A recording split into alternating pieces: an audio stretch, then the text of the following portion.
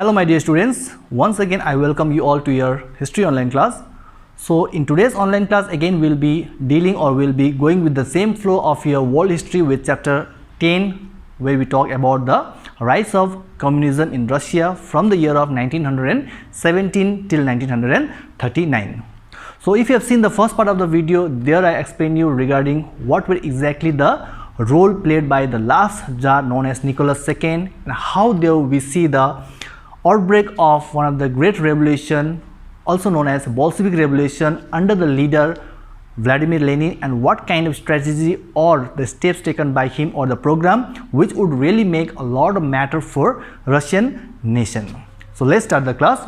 So in today's class we'll mainly focus on one of the great leader of the Bolshevik revolution known as Vladimir Lenin, and how he was being assisted by Trotsky as well as Stalin, what kind of formation was made after there was completely an end on Tsar monarchy system. So when there was the end of Tsar on the Russian Revolution of 1917, we see clearly a great view that how the Russia would be different as they were before 1922 and after 1922, when it was formed like Russia as USSR, which stands as United Soviet Socialist of Republic, that it was formed, and then what kind of strategy or the program it was about to start for this European nation Russia. Next we focus that how he was also a great leader, at the same time he was also a great statesperson who is to be a great motivator. Great kind of statement was been delivered by him in order to make a lot of changes, a courageous act that was been put into effect. And then we see that there was also a formation of provisional republic with lots of assemblies, where a new kind of system in Russia, either the parliamentary form government or the presidential form government or republican form government or one party system, would really matter a lot for Russian revolution, for Russian nation. And that kind of views, that kind of opinions by the provisional government was formed. The leaders, they started giving their opinion, their views, what kind of formation would really make a lot of changes for this Russia as they were before.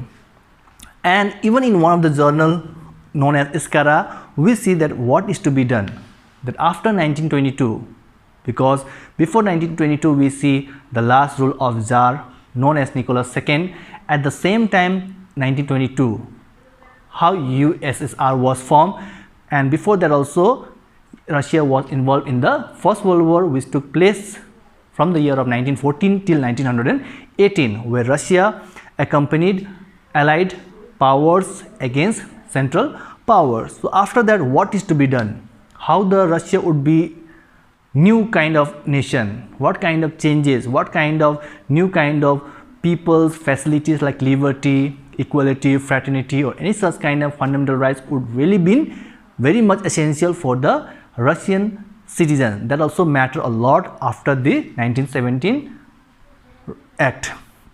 And next we see that whoever raised their voice, like the moderate leader or the socialist democrat leaders, whatever the argument that they started putting on the desk of Vladimir Lenin, it was been put to a dissolving manner, or it was put to a dismissed. And then next topic will focus, that is known as consolidation of the Bolshevik state, that after the Bolshevik nation was formed, what kind of strategy or what kind of action was put into effect. At the same time we see that there was no kind of cheating by the Bolshevik revolution as it was before by the Tsar, how they used to rule Russia, what kind of like a peasants, they also had to revolt, they had to protest in 1905, there was a bloody Sunday. So keeping everything aside, how now Russia would be a new nation with new scenario, with new kind of changes and no cheating.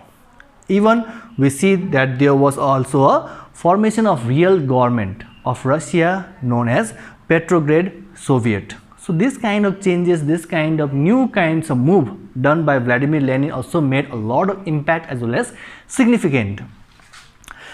Even we see that there was no such kind of external war and internal war of Russia, because one time a nation cannot go for external war outside or internal within the nation. So that made a lot of impact because Russia already had involved in the First World War externally. Now internally they're having all these kinds of topic. So same time it cannot be done. So for that a new kind of measures were taken, that there should be an external peace, outside there should be a peace, and in case if there can be any kind of like a war or revolution, definitely a counter attack has to be done. And later on we see even a treaty was being signed, a peace treaty, which is also known as Brest-Litovsk with Germany nation. Why? Because Germany during those time under great leader Adolf Hitler, later on even a Munich Pact also was signed, later on different types of pact was signed, but this pact really brought a lots of good relation between both the nation, and a compensation also was given to the Germany nation, German soldiers, and many other topics related with both this peace treaty.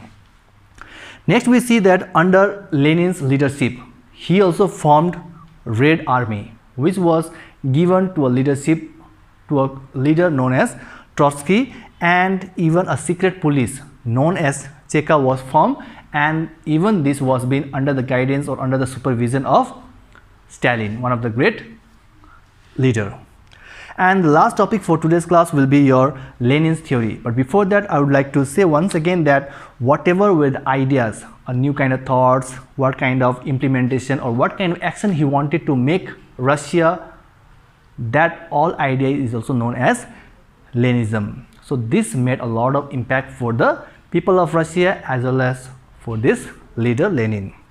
So talking about the Lenin's theory, we see that there will be no people who will be believing in the parliamentary form of government. That means president as well as prime minister as well as under him 3 council of ministers. So that will be put to a full stop. Second, dissolving all the constituent assembly. After election, whenever it was done that new kind of formation or constituent assembly has to be done, it was also put to a banning process. And he applied especially the Marxian theory. So Marxian stands for Karl Marx, who was a great philosopher of Germany, and he is very much famous with the book written by him known as Communist Manifesto, which mainly talks about the 2 kinds of people: working class, the people those who were working in industries and factories, and the capitalist class, those who used to have lots of capital or the money to invest in a piece of land or in any of the sector. So that kind of work is very much famous, known as Communist Manifesto, and even his philosophy was being put into effect in Russia by this leader Lenin. And the last point, that is known as dictatorship rule in Russia. So similarly, there was also a dictatorship, autocracy in Russia after the end of Tsar Republic under the Nicholas II, and after the end of Tsar we see a new kind of formation with the Vladimir Lenin and his contributing part, the strategy that he wanted to make Russia to a very high level, to an extraordinary level, with lots of changes as well as the settings department for his nation. So overall, this was the explanation or the summary for your chapter 10 with the second part. Till then, stay safe, thank you, and God bless.